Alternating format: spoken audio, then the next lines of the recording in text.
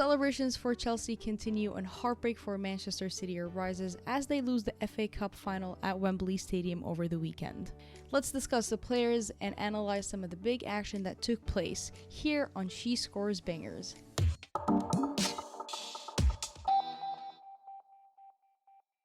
The starting 11 for the Manchester side was a standard 4-3-3 formation.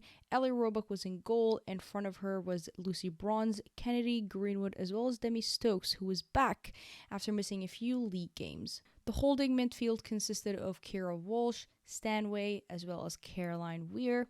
And up front, we had a very dangerous trio of Hemp and Chloe on the wings, along with Bunny Shaw up front, starting ahead of Ellen White.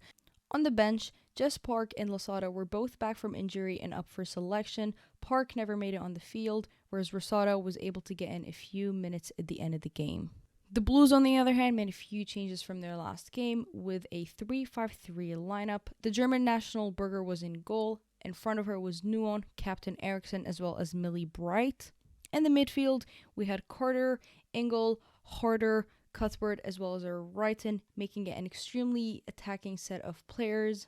And finally, we had England and Kerr up top. On the bench, we had Frank Kirby up for selection again, after she had missed a significant amount of the season due to fatigue. Also on the bench, we had the departing trio of G, Spence, as well as Anderson. Only G and Anderson were able to get off the substitute and make it on the field. The first half saw plenty of action from both teams. Each side was getting their own spell of pressure, threatening both nets. At around minute 33, Millie Bright took what looked like a cross, but looped over Ellie Roebuck. Sam Kerr was also there to ensure the ball went in as she just gave in her final touches. It was a great send from the defender, and some sports outlooks even gave Millie the goal instead of Kerr. However, it was not long after Hem decided to terrorize Emma Hayes and score an absolute clinic. Emma was very complimentary of Hemp before the game, and she had wished her all the luck going into the Euros, but also wished that she had a terrible evening on Sunday, which was not the case. A little bit more about Hemp from that half. Her and Chloe Kelly were constantly changing wings, and both of them were often having great success on either wing they were on. Noticed when Chloe Kelly was ahead of Bronze, she would often drop down to help a little bit with the defensive work. Overall, the first half was quite an equal one. Possession was a little bit favoring Manchester City, as well as shots on target. Both teams were able to get at least a goal in. It was an equal score heading into the second half. The second half kicks off with no substitutions or changes from what the starting 11 was. We saw more of Bunny Shaw helping build attacks and connect them mostly with Hemp, coming very close on many occasions. A not so good goal kick from Ellie Roebuck gave the ball away to Chelsea, where Erin Cuthbert scored an absolute screamer of a goal, only adding to the great season that she has had, putting the Blues up front.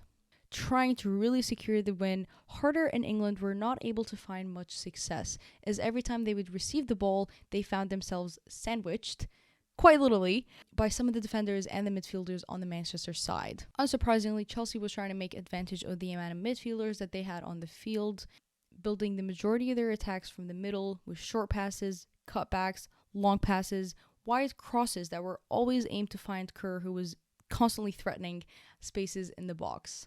City, on the other hand, was trying to build their attacks mainly from the wings, especially where Lauren Hemp was. What would usually happen is one of the wingers would get up high on the field, get past a few players, and try to cut it back almost at the edge of the box. Caroline Weir seemed to be the individual they were looking for to finish off these curlers at the edge of the box. However, some of her first touches were not favorable to her and were not giving her the opportunity to take some of her great shots on goal. The Dutch defender Nuon and England made way out for G as well as Niamh Charles. Only a few minutes after, Blackstad and Rasso came in for Chloe Kelly as well as Demi Stokes. The last 10 to 12 minutes of the game saw a few more substitutions as well as a barrage of attacks and a ton of pressure from the City side.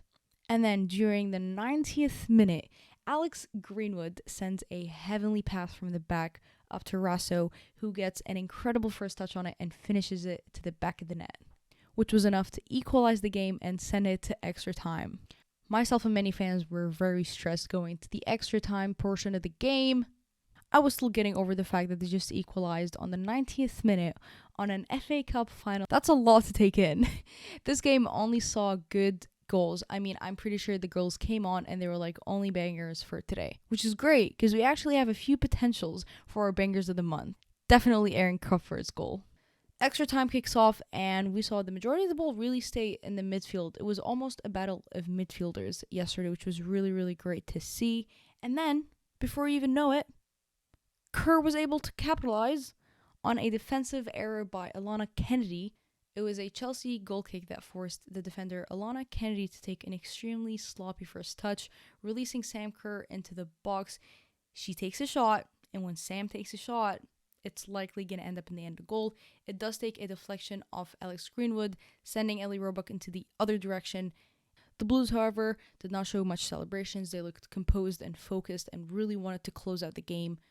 Unfortunately, City was unable to equalize or send the game into a penalty shootout. The final whistle was blown and Chelsea were crowned again the FA Cup champions. I think compared to how the Manchester side initially started the season, I would say a lot of people are happy with how they ended the season. Not only were they able to get the Continental Cup by beating Chelsea, but they also secured a Champions League position for next season. But I do think going forward, they need to invest in another back line. Lucy Bronze's contract is up this summer, and I don't think we've been able to see her at her best performance and peak potential since the knee injury. Alana Kennedy is another great defender with a ton of experience under her belt, both internationally and at club level, but I think we saw her crumble one too many times, have one too many individual mistakes that you simply cannot have or afford, especially at a Champions League level. And I'm going to be a little bit critical with Demi Stokes here, but I just don't see her game having evolved in quite some time. I feel like when you have the wingers that you do with the likes of Hemp, Rasso, and Kelly, you need to make sure you have great fullbacks in order to get them to the potential they can potentially get to. The service needs to be so much better, especially from Demi Stokes. I haven't seen her really evolve in quite some time. We saw Blackstad take her position for a quick sub in, sub out, but Blackstad is naturally a midfielder. City really does not have anybody in that position. Not only do I think Demi Stokes needs to be replaced, but I think they need to invest in at least one or two really great players in that position. I also don't think it's going to be a terrible idea to invest in a new striker or a number 9 in general. Ellen White is getting a little bit old. She's 34. She's not the young Ellen White that you can really rely on in big games. Bunny Shaw is great, but again, if you are to go through another series of injuries and Bunny Shaw is injured and Ellen White is a little bit old, it's not going to be a fun time. And so I think we're going to see a very busy summer window for City, and I'm really, really excited to see how they are able to rebuild, especially that back line going into next season. Chelsea, on the other hand, has had a great season. They didn't have so much success in the Champions League as they were knocked out in the group stages by Wolfsburg. They had that weird slip up against Reading and the opening loss against Arsenal. Regardless, that didn't really matter as they were still able to win the league. We have obviously seen a fair amount of departures already be announced with the likes of G, who is definitely a pioneer of the sport and one of the greatest midfielders to really grace the WSL, along with Anderson as well as Drew Spence. A bunch of new midfielders will have to come in, obviously, to replace those departing players. I think they're definitely covered in the goalkeeping department. Jess Carter and Annick Nuon, I mean, what a season they have had. Jess Carter making a great name, and both defenders really capitalizing on the fact that Eriksson missed a few games and they were able to go in instead of her. Great improvements. Definitely so excited to see how they grow and build into the game. And I don't think there's any worries in the attacking department for Chelsea. They've got Harder, England, and Kerr. However, I do think we have not seen the bestest of link plays between England and Kerr. They've played about 12 games together, up top specifically, and you just don't see that Kerr, connection. So I do hopefully think Kirby is back on the field, nice and healthy. Obviously, health comes first, and she's able to have that connection again with Kerr. I'm also really excited to see how Jessie Fleming continues to grow into the team. I think she is a really young talent that is going to grow to be something incredible. We saw her get a few starts this season, and anytime she would come on, she would instantly change the game. Erin Cuthbert is definitely in the conversation for one of the best midfielders in the game right now. She had a great season, defensively, offensively, in the middle. What a player she is. I'm sure both teams are going to have a very busy summer window, and I'm so excited to see how they are able to rebuild and remold going into next season. Obviously, both teams are in the Champions League. They might even link up together. We're not sure. Thank you guys so much for watching. Make sure you follow us on Twitter and here on YouTube to stay updated and to continue enjoying the beautiful game. I will see you later.